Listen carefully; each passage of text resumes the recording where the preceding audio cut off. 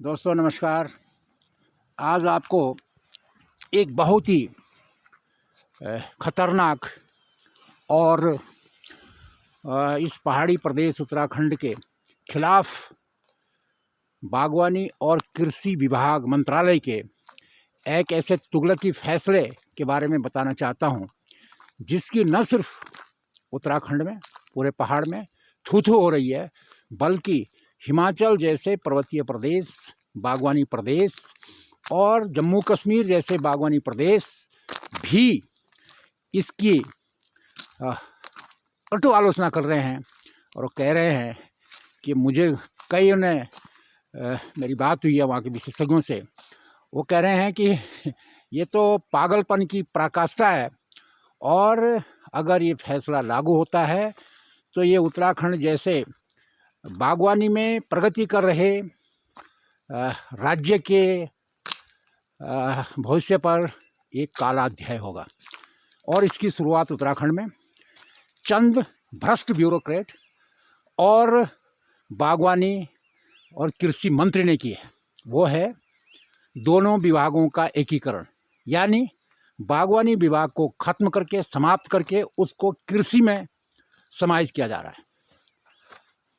और जिसमें सबसे ज़्यादा जो पहाड़ के स्वावलंबन के लिए, पहाड़ के विकास के लिए सबसे ज़्यादा जिसकी ज़रूरत है वो है बागवानी।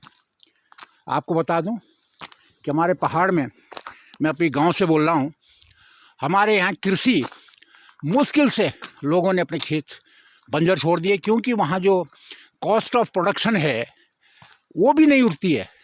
लोगों ने उनकी जगह बागवानी शुरू कर दी है।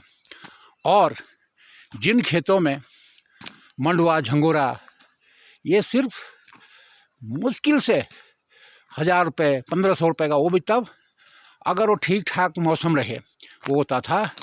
उन्हीं खेतों में बागवानी से अब लोग लाखों रुपए कमा रहे हैं। पता नहीं किस मूर्ख ने, किस भ्रष्ट आदमी ने इसको ये आइडिया इनको दिया कि आप बागवानी को समाप्त कर दीजिए। और यही नहीं, पूरी ताकत से पूरी आलोचना, चारों तरफ आलोचनाओं को झेलते हुए बागवानी और कृषि विभाग ने इस प्रपोजल को अभी मंत्रिमंडल में रखा है। यद्यपि तमाम विरोधों के बावजूद इसको मुख्यमंत्री पुष्कर सिंह धामी जी को सुपुर्द कर दिया है, क्योंकि ये बहुत बड़ा इशू बनने वाला है। इसलिए चालाक मंत्री ने, चालाक डिपार्टमेंट ने, जो इसके पीछे साजिश कर रहे हैं, उन्होंने इसका ठीकरा मुख्यमंत्री के सिर फोड़ने का इरादा कर लिया है। और वो तरह तरह से मुख्यमंत्री पर प्रेशर डाल रहे हैं कि इसको, विलय को मंजूरी दे दें। अब आपको मैं बताना चाहता हूँ कि इसके पीछे खेल क्या है। बहुत उत्तराखंड में ये उभरता हुआ, तेज़ी से उभरता हुआ स्वावलंबन का जरिया है बागवानी, हिमाचल की तरफ पे। और देश में सबसे तेज़ी से अपने बल पे, इसमें बहुत योगदान ऐसे डिपार्टमेंटों का नहीं है जो इसको डिपार्टमेंट को ही ख़त्म करना चाह रहे हैं, अपने बल पर लोगों ने बागवानी की है। और देश में जो औसत विकास दर है बागवानी की, वो सौभाग्य से उत्तराखंड में सबसे ज़्यादा है। और उसी को एक ख़त्म कर रहे हैं। इससे क्या होगा, इसके स्ट्रक्चर देखिए आप। जो ये स्ट्रक्चर बनाया इन्होंने, क्या बनाया है कि जो माली के पद हैं, 600 पोस्ट ख़त्म कर दी जाएंगी। मालियों की भर्ती नहीं होगी। जो गांव में जाते हैं, जो लोगों को बताते हैं कि कैसे बागवानी, वो ख़त्म कर दिए जाएंगे। इसमें अधिकारी रहेंगे। जिला लेवल पर एक जॉइंट डायरेक्टर बैठेगा, वो कृषि विभाग का होगा।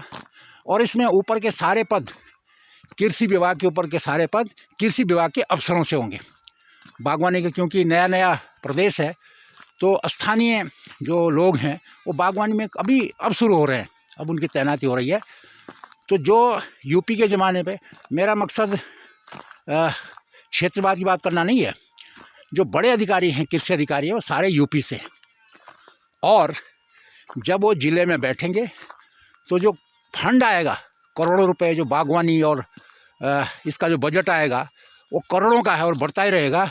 उसकी खरीद फरोख्त जिले का अधिकारी करेगा, एक अधिकारी जिसको पता नहीं होगा। दूसरा अधिकारी कृषि का ब्लॉक में बैठेगा, एक अधिकारी विकास खंड में, वो पूरे इलाके को देखेगा, मॉनिटर करेगा। और ये एक तुगलकी फैसला है, वो करोड़ों की खरीद करेगा। और उस खरीद में आप समझ सकते हैं कि क्या होगा, क्योंकि जब ज़मीन का उनको नॉलेज नहीं होगा तो उसमें घोटाले होंगे। और कहा जाता है, और ये पक्की खबर है, ये अंदर की खबर है, कि इसमें उन अधिकारियों का जिसमें विलय के बाद जिनको ये पोस्टें मिलने वाली है, उनका एक बड़ा गठबंधन, इन्होंने इस विलय को अंजाम तक पहुंचाने की शपथ ली है। और साम दाम दंड भेद इसके पीछे। और एक आला अफसर जिसपे भ्रष्टाचार के कई आरोप हैं, वो बागवानी में है इस समय, जिन्होंने आजीविका को ख़त्म किया। अगर इसकी सीबीआई इंक्वायरी हो जाए तो ये करोड़ों का घपला इसमें हो सकता है। बागवानी इस समय बागवानी के हेड है और उसके पीछे उसका दिमाग है, और मंत्री को तैयार किया गया है। चारों तरफ से इसका विरोध हो रहा है। लेकिन दुर्भाग्य की बात यह है कि विपक्ष भी इसके खिलाफ नहीं बोल रहा है, कांग्रेस भी नहीं बोल रही है। मैंने जब कांग्रेस के नेताओं से कहा कि आप क्यों नहीं इसके खिलाफ कह रहे हैं, इतना बड़ा तुगलकी फैसला हो रहा है, उनका कहना है साहब होने तो दीजिए, हमको तो मुद्दा मिल जाएगा। वो कह रहा है कि जिस तरह इसी मुद्दे पे हम इनको, जिस तरह हम पहले 11 में सिमटे थे, इनको हम 8 में सिमट देंगे। उनका देखिए अपना अपना स्वार्थ है, वो इसलिए विरोध नहीं कर रहे हैं। वो कह रहे हैं, वो तो हंसते हैं, वो कह रहे हैं साहब इसको होने तो दीजिए, तो हमारे पक्ष में है। तो ये है तुगलकी फैसला, और इसका चारों ओर से विरोध हो रहा है। सारे बागवानी के लोग, पहाड़ तो 10.5 जिलों का सबसे बड़ा पहाड़ी प्रदेश है, जहाँ बागवानी, हर्बिकल्चर, हॉर्टिकल्चर, मशरूमिंग का इसका फ्यूचर है। पूरे पहाड़ में, पूरे उत्तराखंड में इसका फ्यूचर है, तेज़ी से बढ़ रहे हैं।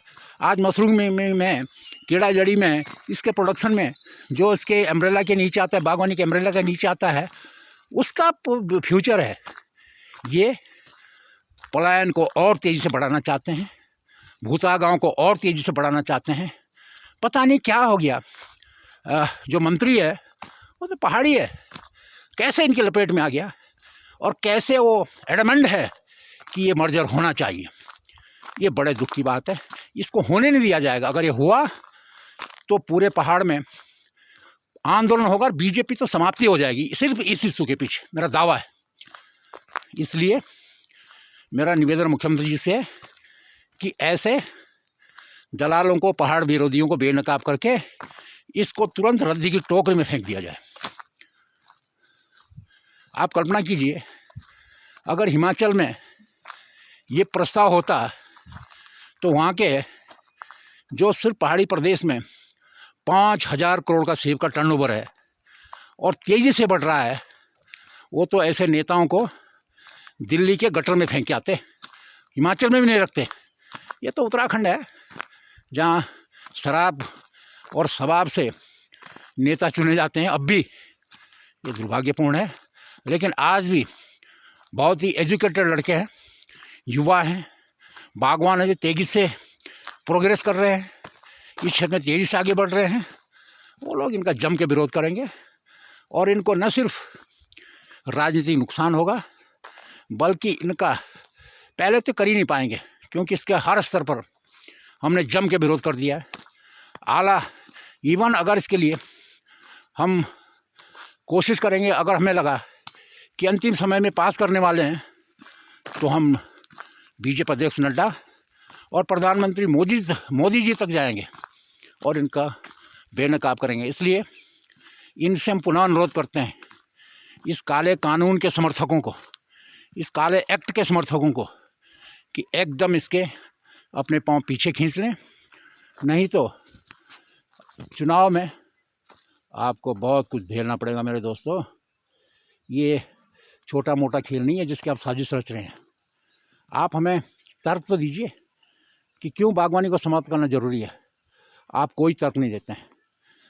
सचिवालय में बैठे वो बागवानी के अधिकारी जिन्होंने पेड़ नहीं देखे हैं, मेरा दावा है वो बगीचे में ये नहीं कह सकते पेड़ किस चीज़ का है, ये यहाँ बागवानी के सिरमौर बने हैं। दुर्भाग्य ये है कि हिमाचल में वहाँ का सेक्रेटरी वहाँ के जितने भी अधिकारी हैं उनके सबके अपने बाग हैं, वो जानते हैं इसकी इम्पोर्टेंस। मैं हिमाचल में ब्यूरो चीफ रहा हूँ 4 साल तक अपने अखबार हिंदुस्तान का। मैं जब वहाँ के अधिकारियों से, वहाँ के नेताओं से बात कर रहा हूँ तो कह रहे हैं साहब उत्तराखंड का भगवान ही मालिक है, इस पर बोलने को कुछ तैयार नहीं हो। कहते यार ये तो पागलपन की पराकाष्ठा है, और ये आ कैसे गया, मंत्रिमंडल में रखा कैसे गया है। मैंने कहा ये प्रदेश ब्लैकमेलरों का है, और आपको पता है कि यहाँ क्या क्या हो रहा है। खैर दोस्तों, इसमें एकजुट हो जाइए, बागवानी समाप्त हो जाएगी तो पहाड़ समाप्त हो जाएगा, उत्तराखंड की प्रगति समाप्त हो जाएगी। बस एकजुट हो जाइए और अपने अपने स्तर पर इसका घनघोर विरोध कीजिए। वैसे होगा नहीं है, 99% नहीं होगा, अगर 1% भी हुआ तो इसको इसी चुनाव में समाप्त कर दिया जाएगा, इनके रखवालों को। धन्यवाद।